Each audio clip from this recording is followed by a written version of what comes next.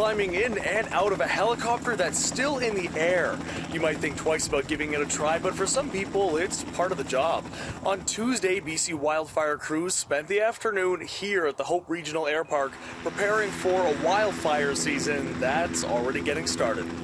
We practice getting out of the helicopter while the helicopter is hovering in the air. We'll be landing up in the mountains somewhere, and there's not always a nice flat area where we can land. So as kind of the last resort, we use a hover exit.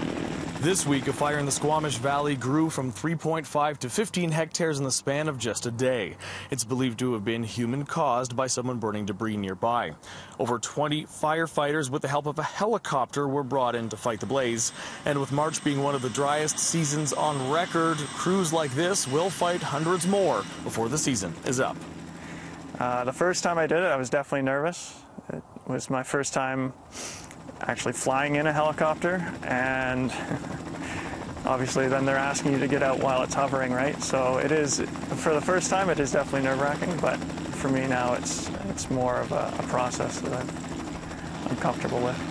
You can see just how close the helicopter comes to the ground, mere centimeters. Meanwhile, trainees carefully make their way both in and out of the chopper.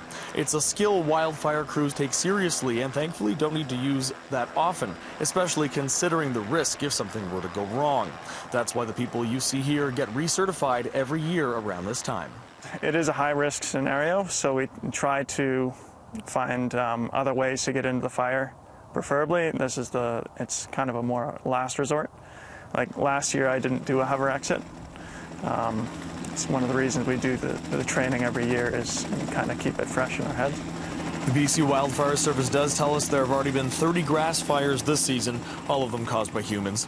Last year, nearly 2,100 wildfires burned across the province, making it the most extreme wildfire season on record.